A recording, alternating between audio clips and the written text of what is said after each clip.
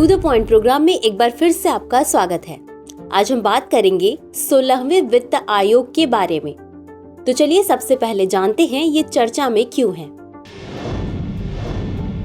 हाल ही में भारत सरकार ने 16वें वित्त आयोग की स्थापना की है। नीति आयोग के पूर्व उपाध्यक्ष और कोलंबिया विश्वविद्यालय के प्रोफेसर डॉक्टर अरविंद पनगड़िया को इसका अध्यक्ष नियुक्त किया गया है। बता दें कि यह आयोग 1 अप्रैल 2026 से शुरू होकर बाद की 5 वर्ष तक की अवधि तक वित्तीय संसाधन संबंधी सिफारिशें करेगा। चलिए अब जानते हैं क्या होता है वित्त आयोग। भारतीय वित्त आयोग भारतीय संविधान के अनुच्छेद 280 के तहत स्थापित एक संवैधानिक निकाय है।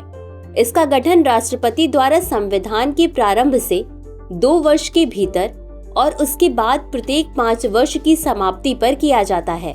इस व्यवस्था को देखते हुए पिछले वित्त आयोग के गठन की तारीख के 5 वर्षों के भीतर अगले वित्त आयोग का गठन हो जाता है, जो एक अर्ध न्यायिक एवं सलाहकारी निकाय है।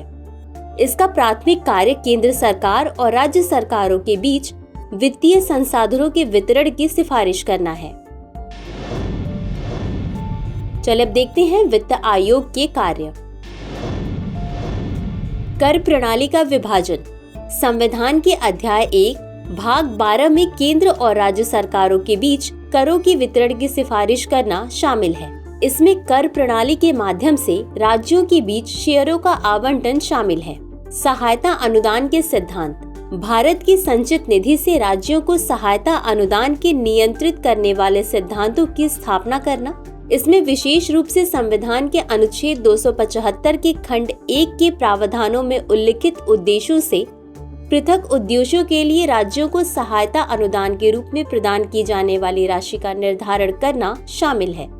स्थानीय निकायों हेतु राज्य निधि में वृद्धि करना। इसमें किसी राज्य की संचित निधि को बढ़ाने के उपायों को पहचानना शामिल है। इसका उद्देश्य राज्य के अपने वित्त आयोग द्वारा की गई सिफारिशों के आधार पर राज्य में स्थित पंचायतों और नगर पालिकाओं के लिए उपलब्ध संसाधनों को पूरक बनाना है। आपदा प्रबंधन वित्त पोषण का मूल्यांकन आयोग आपदा प्रबंधन पहलों से संबंधित वर्तमान वित्त पोषण ढांचों की समीक्षा कर सकता है। इसमें आपदा प्रबंधन अधिनियम 2005 के तहत धन की जांच करना और सुधार या परिवर्तन के लिए उपयुक्त सिफारिशें प्रस्तुत करना शामिल है। अंत में देखते हैं वित्त आयोग की शक्तियां। आयोग अपनी रिपोर्ट राष्ट्रपति को सौंपता है, जिसे राष्ट्रपति संसद के दोनों सदनों के समक्ष रखवाता है। प्रस्तुत सिफारिशों के साथ स्पष्टीकारक ज्ञापन भी रखवाना होता है, ताकि प्रत्येक सिफारिश के संबंध में हुई कार्रवाई की जानकारी हो सके। वित्त आयोग द्वारा की गई सिफारिशें सलाहकारी प्रवृत्ति की होती हैं। उन्हें मानना या न मानना सरकार पर निर्भर करता है। तो चलिए अंत में देखते हैं आज के अभ्यास प्रश्न को।